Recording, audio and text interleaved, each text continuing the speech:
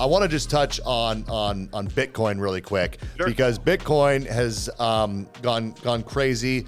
It's up over 100,000. Like you said, peaked at about 108,000 per Bitcoin. I was watching one of your podcasts from only about a year ago, and it was around 15,000. And you said, well, look, it could go a little lower, it could go to 11, but I think it's going to go over 100,000 in the next 2 years. I wish I watched that. I wish I watched that episode a year ago, because I would have dumped a bunch of money into it. But look, here's the question. I look at people like Michael Saylor, and these guys out there, and a MicroStrategy CEO, right? And I've heard things, and we've got to be quick. We're almost out of time. Yeah. But a $13 million Bitcoin in the next 20 years, like, is that even what is? Credibility listen, I to think that? I've seen estimates all over, but a lot of them. I mean, if you look at like Kathy Wood, ARK Invest, I mean, they're like base cases. It's going to be at least $1 million a coin, right? So that would be 10 times higher in the year. But I think that is potentially possible, right? So Bitcoin, nobody thought it would get here. But if you just look at the mechanics of it, it is a supply and demand story. It's pretty simple to understand once you get past the digital currency aspect of it, right? So Bitcoin, everybody was surprised it was going up in 2024 after the halving. I've been trying to preach to people like it's a pretty easy pattern to see. Please invest something and get some exposure, because it's going to go up. It can't not go up, because every 4 years, what happens is the supply of Bitcoin coming to market gets cut in half. Most people are like, in the housing industry, right, on this call. Imagine if builders every 4 years said, I'm going to build half the amount of homes I built 4 years ago. And that keeps happening until there's no more supply left. What's going to happen with home values? Well, you're going to continue to have more demand and less supply and less supply and less supply, and it's going to drive the price higher. That is precisely what happens with Bitcoin. Bitcoin is the scarcest asset we've ever seen, meaning there is a finite amount of 21 million that can ever be created, and we're almost at like 20 million right now created. Okay, so it is literally almost done, and you are going to see the supply coming to market, which right now it's 450 a day. When it started, it was 7,200 a day. And then in 3 years from now, it's going to go down to 225 a day. And that's going to keep happening till about the year 2150, where the last Bitcoin is going to be mined. But over the next few years, for all intents and purposes, all of the Bitcoin is going to be mined, right? So then you have the pro-crypto stances from the president, from the SEC chair, but it's gone mainstream too. You don't have to go to Coinbase or an exchange to buy it anymore. Now there's spot ETFs or exchange traded funds. So your traditional investor can tell their advisor, hey, give me 5% exposure to Bitcoin, and they could buy it like a stock. So Right. all of these things are occurring, but it's very much a supply and demand story. I think this year, this cycle, I have predictions where I think Bitcoin is going to get up to like 150,000. But I certainly over the next few years could see it going to several 100,000 per coin because of the supply and demand story. And then, boy, imagine if the U.S.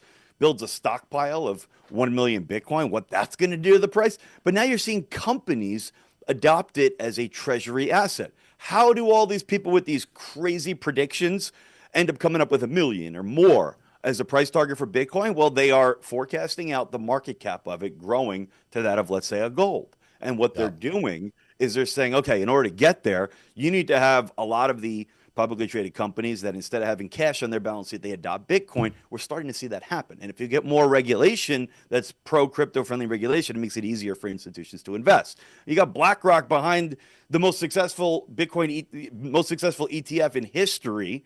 Okay, so all the players are there now, and I don't see a way how it's not going to be several $100,000 per coin over the next, let's say, 5 years. But I wouldn't. That would be the most conviction I would have in any prediction. Let's put it that way. Well, no, look, I think we could probably do a whole episode on crypto. Maybe you'll come back and we can talk deeper about Tony. About you know what? crypto. I know we don't have that much time. Let me just give this one nugget here, okay? So I think the real estate market is, right now you're seeing people talking about a housing bubble again.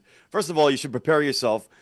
The monthly appreciation numbers, they're seasonal, right? So the numbers lag a few months, right? So we're starting to get numbers from the end of the year as far as like Case-Shiller, FHFA. They're probably going to be slightly negative, but that happens every year in the slower part of the season. And then the beginning of the year into the spring home buying season in summer, you see stronger appreciation numbers. So you're probably going to have the Diana Olics of the world saying housing bubble, housing bubble. But the bottom line is this. If rates came down, sure, that would help things. I do think rates are going to come down over the next 6 months. I think there's a chance we could see them come back down to 6% or maybe 5 7/8 if we get a little lucky with some of those things with inflation and the labor market. Okay, but the housing market, supply and demand wise, inventory is still very tight. Builders, we have good visibility into their permits, their starts, and you don't blink your eyes and a home's created. So the starts, there's only around like I don't know 1.4 million starts or so. And if you look at household formations, I just got some updated annualized figures. It's 1.9 million. So that's your demand component versus the supply coming to market. It's still very, very imbalanced, which is going to be supportive of home prices. And I think something else that actually the last two things we talked about, I have been doing a lot of research on this where crypto, I think, could be an influencer on home values. And the reason why, and you guys might find this interesting, is the amount of wealth created to this point is like, I don't know, just over since the beginning of 2024, it's like 2 trillion. Over the last like 60 days, it's like 1.5 trillion or something, right? Enormous amount of wealth. I think that by like August this year, that's going to go much, much, much higher. And there were studies done by places like Pew Research where people with crypto gains are 2 times more likely than any other asset class to spend their gains. Well, why is that? Probably because the majority of people that own it are more heavily weighted towards the younger age groups. So those individuals, by the way, the segment of the population that owns the most crypto, their home ownership rate's like 8%. And then the next biggest group is like millennials, and it's, median age is like 38 now of a first-time home buyer. So I think there is such an enormous opportunity for people that have created this enormous amount of wealth in a short period of time to trade in their digital assets for more concrete assets like real estate, right? Tangible is the word I was looking for. And it makes a lot of sense too, because most of them don't own homes.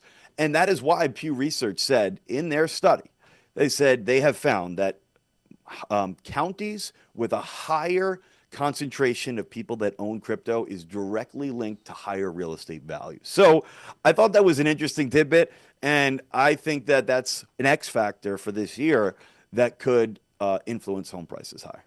Well, it's probably going to help the exotic car market too, right? I mean, let's just be honest. Yeah, for sure. So those same young people are buying Lambos too. But no, it makes a lot of sense. I mean, these guys don't own a house. 8% of them own a home. And even if you have modest gains in your crypto, right? Doesn't have to be massive wealth, but you get 20, 30, 40, 50, 80 grand of profit that you can cash in. And now you got a pretty decent down payment, on a first-time home. I mean, man, you're in really good shape, and you don't even need that much. So, they do have a more propensity to be invested in crypto and maybe leave their money there. A lot of crypto investors leave their money there, but a lot, are very speculative. Those are all things that I would love to dissect with you in an episode, perhaps, where we talk just about crypto and your thoughts around that, because we didn't even get a chance to get into crypto charge today. I don't know much about that business that you have, but I want to learn more, and maybe we do an episode about that if you were down. Sounds good, man. Do that.